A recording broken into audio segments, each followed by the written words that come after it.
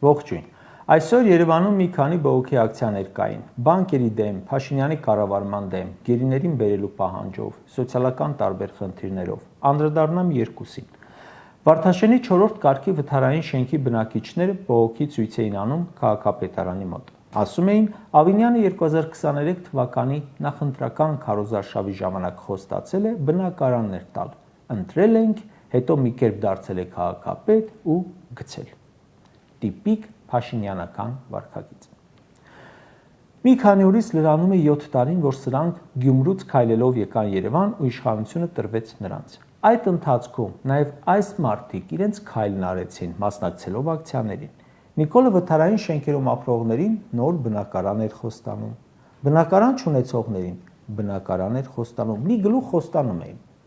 Ասում էին, չենք թալանի, այն փողերը, որ պտի թալանեինք, դրանով ձեր սաղ հարցերը կլուծենք, հələ թալանն էլ հետ կբերենք, մյուս հարցերն էլ դրանով կլուծենք։ Վթարային շենքի բնակիչը գնացել է Նիկոլի հետևից, որ ունենա բնակարան, չունի։ Էլ չեմ ասում, որ լիքը ունեցողներ էլ զրկվել են, մեկը չէ, երկուսը չէ, 150,000 հոգի։ 2023-ին ասել են ընտրի Ավինյանին կունենաս բնակարան, ընտրել է ու էլի չունի։ Իշխանությունը 7 տարում մեկ շենք չի կարողացել սարքել տալ իր քաղաքացուն։ Հազարավոր շենքեր քանդել է, հանձնել է, մեկ շենք չի սարքել։ Դա 7 տարում հնարավոր չի եղել, բայց 7 տարում հնարավոր է եղել, որ ՔՊԱ-ականները իրենց համար առնեն շենքեր, բնակարաններ, առանձնատներ ու նույնիսկ դղյակներ որոշները։ Իշխանությունը քո մուծած հարկերով քեզ չի կարողացել մի հատ շենք սարքի ժողովուրդ, բայց քո մուծած հարկերով քո բերած սաղ սովածները դարձել են տանտեր։ Տիկին Ռմանը այնքան է վթարային շենքի խոնավ նկուղում ապրել, որ հաշմանդամություն ունի արդեն։ Մի քանի օրից լրանում է 7 տարին, որ Տիկին Ռիմայի համար սրանք իշխանություն են ստացել։ Կասեն, թող նախկինում շենք տային։ Չեն տվել։ Դրա համար էլ դուք հեղափոխություն եք արել, որ շենք տաք։ Բատայիկ։ Տուն պահանջողներին քաղաքապետարանը պատասխանում է, թե փող չկա։ Մեծ գումարներ են պետք, մայրաքաղաքի բյուջեն այդքան փող չունի։ Նախ գումար չունեիք, չխոստանայիք, չասեիք, ասեք կանենք։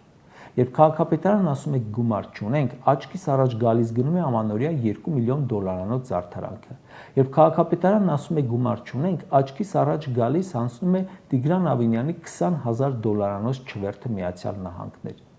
Նախորդ տարի ավտոկայանատեղիները թանկացնում էիք, ասացիք փողի համար չենք անում, փողի կարիքը չկա, այլ բեռնաթափման։ Փողի կարիքը չունեիք, բայց մենակ կարմիր գծերից $5 միլիոն ավելի գումար եք աշխատել։ $5 միլիոն համ Վարդաշենի այդ վթարայինի բնակիչների համար շենք կսարքեիք, համ այսօր բողոքի ակցիանող զոհված ու վիրավոր զինծառայողների հարազատների համար կողքից մի երկու հատ էլ կսարքեիք այն մարդկանց համար, որոնց անտուն եք թողել ձեր տարբեր որոշումների պատճառով։ Կրկնում եմ, հեսա լրանում է 7 տարին, որ սրանք իշխանության են եկել, վթարային շենքերի բնակիչների, սոցիալապես վատ վիճակում ապրողների, աղքատների համար դափոնով խոստումներ տալով։ Նիկոլ Փաշինյանը 1000 անգամ ասել է, որ քաղաքացին գերագույն արժեք է։ Հիմա այդ քաղաքացուն, երբ իրենք թողնում են ապրել 4-րդ կարգի վթարային շենքում, ուրեմն ասում են. գերագույն արժեք ջան, ամեն օր վերջին հրաժեշտ տուր, իրար հրաժեշտ տվեք, քնեք վերջին, որովհետև վաղը արդեն կարող է ձեր տան փլատակների վրա աշխատի այնը։ Ահա թե ոնց են վերաբերում մարդկային կյանքին։ Չնայած նորություն չասացի, նայեք եռաբլուրին, բոլոր գերեզմանոցներում դրոշներով շիրիմներին, կորոնավիրուսի եւ մյուս զոհերին ու հարցեր չեն առաջանա։ Հեղափոխության ժամանակ նախընտրական քարոզարշավներին թող ասեիք, չենք կարող ձեր խնդիրը լուծել։ Դրան վաղտ չի գալու, բայց ասում եք սաղ կանենք, որն էլ չկարողացանք անել, մեկա դրանք էլ կանենք։ Բա արեք, մի թալանեք, արեք։ Այսօր Փաշինյանի խոստումներից այլ խաբվածներ էին ակցիանում։ Երևանի Մուրացան 110 հասցեում ապրում են զոհված, հաշմանդամություն ունեցող, սոցիալապես անապահով զինծառայողների ընտանիքներ։ Ապրելու տեղ չեն ունեցել, չեն ունեցել կերակրող։ Պաշտպանության նախարարությունը շատ տարիներ առաջ այս շենքը տվել է, ասել է վերցրեք, ապրեք։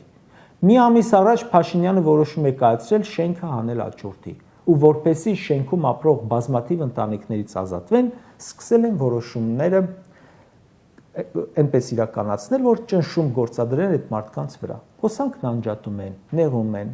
թե մեր գործը չէ, ուր ուզում եք գնացեք։ Այդ ընտանիքները ապրում են ծայրահեղված պայմաններում, որովհետև ոչ գնալու տեղ ունեն, ոչ կյանքը փոխելու հնարավորություն ունեն։ Զոհված, հաշմանդամություն ձեռք բերած զինծառայողների հարազատներ են ապրում այդ շենքերում։ Մի կին, որ Արցախյան առաջին պատերազմում կորցրել է ամուսնուն, 44-օրյա պատերազմում անհետ կորել է որդին։ Փաշինյանը նաև զրկում է բնակարանից, ապրելու տեղից։ Դու կառավարություն պետք է ամեն ինչ անեիր, որ նա չունենա սոցիալական որևէ խնդիր, որովհետև ամենաթանկն է կորցրել քո բերած ու պարտված պատերազմում,